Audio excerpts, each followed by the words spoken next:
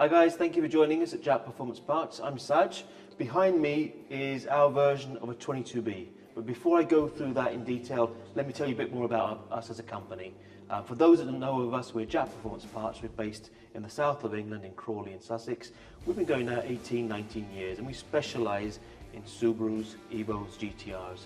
So not only do we service and maintain them, we stock a massive range of used parts, we do new parts, and in our workshops we actually service and maintain, but build sort of road cars, race cars. So right from the smallest project to the biggest project, we do everything here.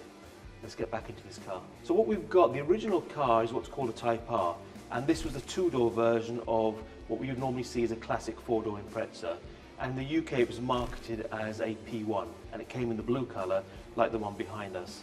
So this Type R came in from Japan, and it looked quite sorry for itself. So we brought it in, we thought, look, what can we do with this? And over the last couple of years, there's been so much hype, so much interest in the two-door Imprezas, namely the 22B, which is the wide-bodied car, and there are only 400 of those ever made. And then last year, 2023, at Goodwood, ProDrive launched their edition, which was a P25, which was their take on that two-door Impreza. So our plan with this car is really to restore it, and we thought, if we're doing this, let's take it up a notch.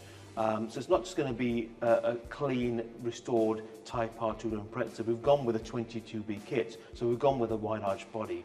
And then we thought, how about power? And we went with a 2.5 engine, like ProDrive have done with theirs.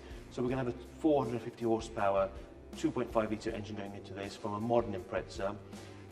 To run that, really, we need a stronger transmission, so we've gone for the wide-track Impreza DC-CD 6-speed transmission and the corresponding rear big R180 diff. So all of a sudden it's got bigger and bigger and bigger. So when it's finished, it's going to be a really serious spec car. No, this one is actually one of our own projects. So at JPP, we not only do custom work, we like to do our own demo cars. And some of the cars you may have seen in the past are like our Subaru drift car, which is a wide-body Type R again, but that runs a Nissan Skyline engine. We have a Celica GT with a Beams engine. We have an R34, Evo 10s. We've got Yaris at the moment. So we do a whole range of things. So this is again one of those projects we're doing in-house, but I think with a vision this time to see whether we can build something quite interesting that will appeal to people who are enthusiasts, and we're going to actually offer this up for sale. And if all that goes through and it goes as a decent project, we're going to build more of these. What we've laid out here is ready for assembly. So the car's just come back from the body shop. It's painted now, and all the components have been cleaned, prepped and painted and ready for installation. So the way we've done this, we're going to be sticking with the GC8 subframe, and this car has what we call as a quick rack steering rack in this one. And we've decided to convert the hub. So traditionally the older cars have a 5x100 PCD hub. We've gone for the later cars which run a 114. So the stud patterns is a wider pattern. And the benefit for this really for us is more on the rear end, where we can run different hubs, different suspension, and we have a wider choice of wheels as well. The suspension on this car is going to be the TEIN Type Flex with EDFC, which is the in-car controller. We're running later shafts because we've got the 6-speed transmission, and that filters all the way through the back. We've got the later hubs, later shafts, later 3.9 ratio plated rear diff. And we've gone into detail of every component that's been cleaned and blasted and repainted. So all the bracketry, everything that needs changing, we're replacing. So there's no point building a car with rusty parts. And it's one of the benefits of having parts from Japanese cars that we have at JPP. We can literally raid our stores in the building behind us and go and find every component, every nut, bolt, washer from our stock and fit so it looks as clean as possible. So laid out in front of me there, we've got the front end of the car, and we've got the prop, then we've got the diff carrier, subframe, fuel tank. So that's the whole of the underside of the car sitting there. Let's get the car up in the air and show you underside as well. So the chassis was exceptionally clean, and one of the benefits of working with Japanese cars, you haven't got the issues of rust. The Japanese don't generally put salt on the road during winter, so that's what really eats through these cars. And unfortunately, Subarus, Evos have a common problem where they're not sealed from factory so well. So a lot of the classic Imprezas in the UK are rotting through the rear arches and the chassis and so on. And even worse on the Evos, they are particularly bad. So if you do get one in, you've got to sort of restore it and preserve it, so applying some sort of coating to make sure they're going to see through UK winters. Do I still look handsome? I know, you're a bit dark under the car now. It's a bit racist. Sorry. Here's a great example of how clean some of these Japanese cars are. That's the actual original primer of the car. So on the tunnel there's no restoration work, it's just being cleaned. And I think because it's so nice, I'd like to keep it as it is. So what we're going to do is just apply our clear coating and leave this like this rather than apply like an underseal and paint it. I think it ruins the originality of it. So here it's just had paint which is blowing over the colour of the car. The original colour of this car was painted horrible grey, but I think it was a silver car originally. So they normally have like light overspray around the sides. So if I go to the back, parkour.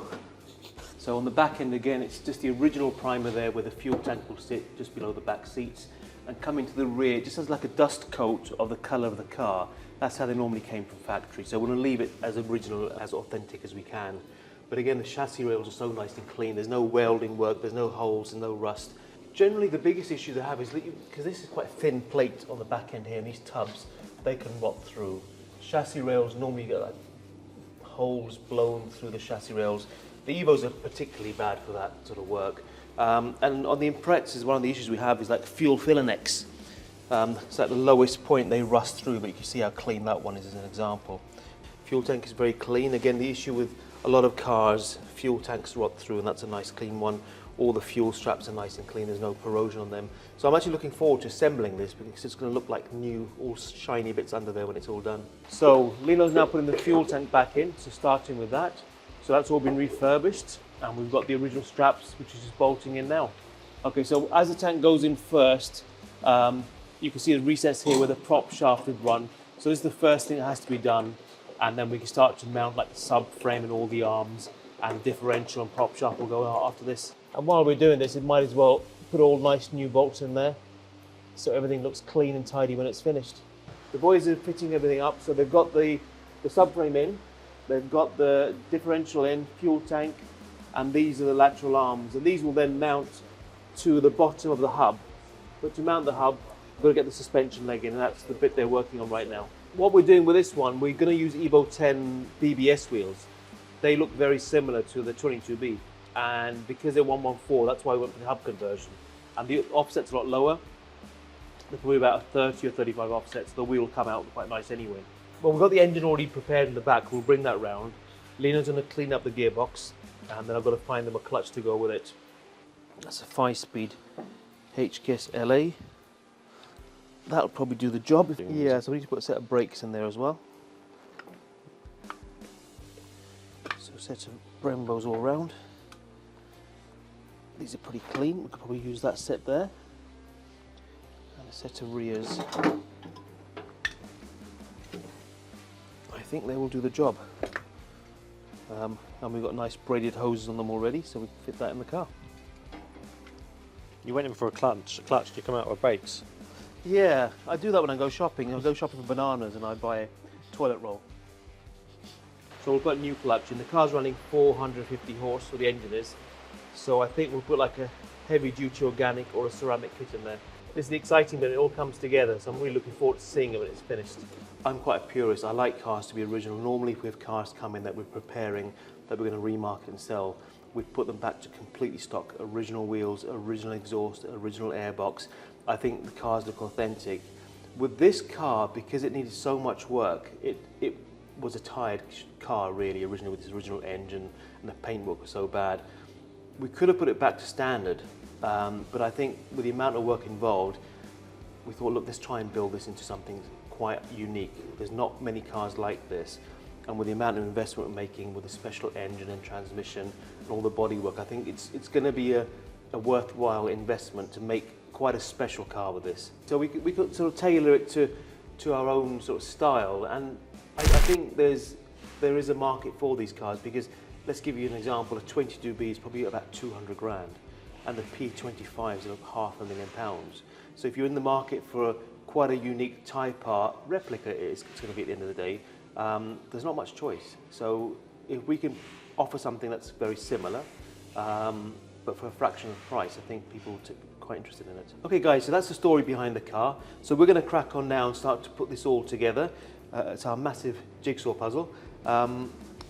We will be putting out more videos, and you can see the story of how it's being built over the coming weeks and months, and when it's finally finished and mapped, it'll be ready for sale. So if you're interested in following that, make sure you keep an eye on our channels. There'll be updates on YouTube and our social media. And if anyone's interested in a car like this, get in touch. We'll be looking to sell it. We're happy to talk to you.